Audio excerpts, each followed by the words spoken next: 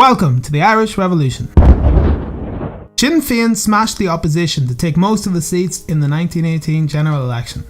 How did this happen?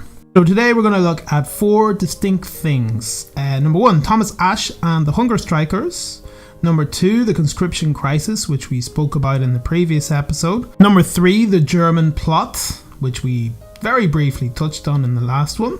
And finally, the election itself. We're going to look at some of the funny things and the unusual things that came up during the election. Thomas Ashe. Now, I really should have mentioned the significance of the death of Thomas Ashe, which happened on the 25th September 1917. I left him out the last time. I kind of wanted to deal with the hunger strike on its own, how significant it was, how it became so significant in years later, and how the hunger strike became such a useful weapon for the Republicans in years to come. Ashe had been one of the more prominent leaders of the rising in North County Dublin and had won a famous victory at Ashburn. He had been arrested and rounded up during the initial imprisonments and had organised prisoner strikes.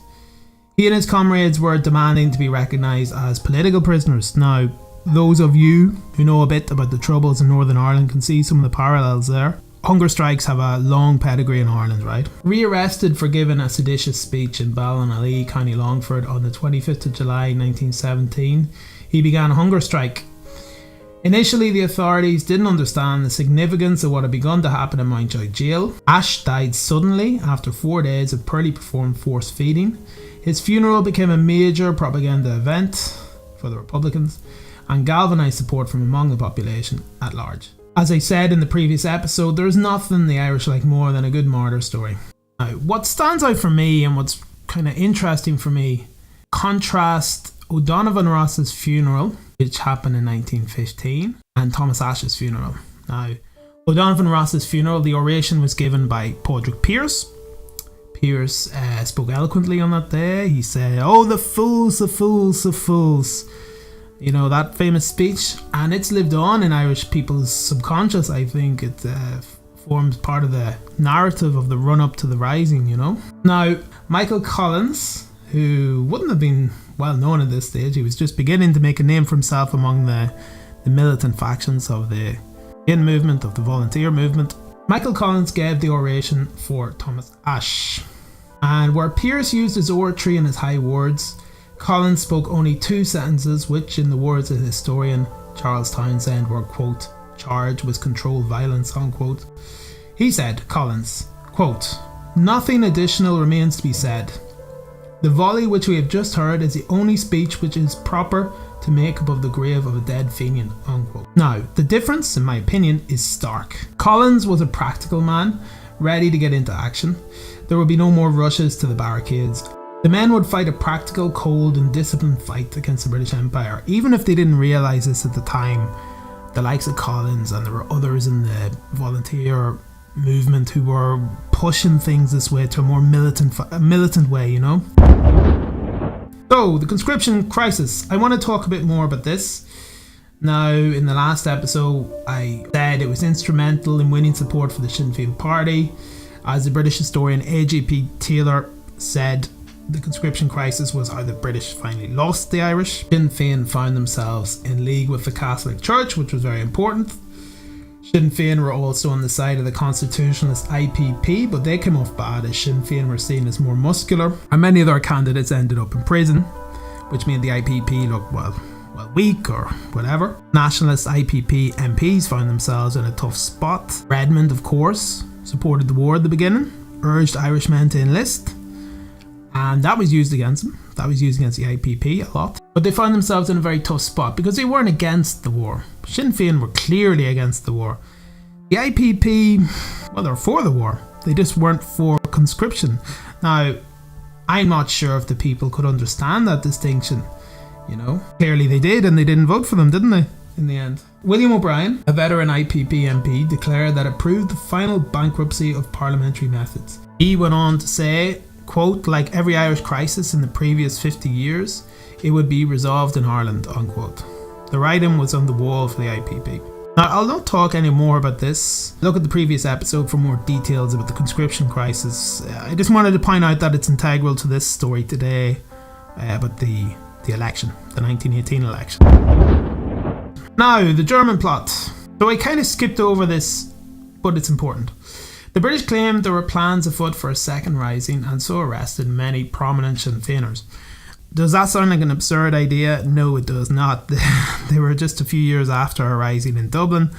Many of the lads in Sinn Fein and the Irish Volunteers were not exactly peaceniks, you know. They weren't peace guys. Plans had been made with the Germans before the rising that would have seen Germans come over to the west of Ireland and form a front there.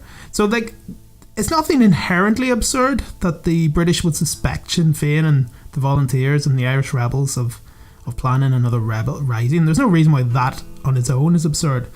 But what became absurd was there was no real evidence ever presented for this, and people could see through it, and the Sinn Feiners and the Volunteers knew there was no evidence for it. So it just became a farce. It just became a farce. While there was a national contest between the constitutionalist IPP and the militant, now Republican Sinn Féin party, there was also a contest inside the Sinn Féin party between the political and military wing, which I touched a bit earlier. The German plot arrest tilted the balance from the political wing to the militarists. Although aware of the impending arrests, the Sinn Féin leadership decided not to go into hiding, thus understanding the propaganda and political usefulness of that decision. Interestingly, Michael Collins and Harry Boland decided to go into hiding, and they made good use of that time. Preparations were made. Again, whether they realised it or not, this is what was happening. Preparations were made for the upcoming War of Independence. Plans were made for volunteers who would have to go on the run. Safe houses were identified. Dugouts were constructed in the countryside. The police reported a 23% increase in Sinn Féin membership between March and May 1918. There was an even greater influx to the volunteers as young men eager to avoid conscription decided the volunteers were the way to go. And as you can see from volunteer witness statements, many of these newcomers were sunshine fans, I think you call them in football, only out when the sun was good. A lot of them left once the immediate threat of conscription passed, and the old timers and the volunteers, the old guard, the hardcore, even though they're young men, but you know what I mean, were suspicious of these guys. And to be honest, they were right to be suspicious because a lot of them just left once the threat of conscription passed. And in general, volunteer activity increased in this period. Nighttime drilling became more frequent, raids for arms and ammunition more commonplace. Interesting little side note, Cathal Brugha, a leading Sinn Féiner and volunteer, devised a plot to assassinate the British cabinet if conscription were to be introduced. Although there was some resistance to this idea, a team had been put together and were sent to London to make preparations. Now, since conscription was never passed or happened, but can you imagine the hell that would have been unleashed if they had went ahead with that, you know? The conscription crisis and the aftermath of the German plot became a crisis for the constitutionalist IPP. Their parliamentary methods were discredited and their early support for the war in 1914 came back to haunt them. Although they were opposed to conscription, Redmond's earlier call for Irish participation in the war was used against the IPP and to great effect. The German plot, by sidelining the political arm of the Republican movement, gave strength to the militarists and underlay the preparations for the guerrilla war which would break out in 1919. Now, let's have a look at the election itself. So, the 1918 general election was the first in 8 years due to the war. Most Irish people, having studied this in school, are quite familiar with the election in Ireland, as if that's the only thing of interest. But let's have a look at the election in the UK and Ireland, how it affected both places. So, first of all, the electorate had changed enormously since the previous election.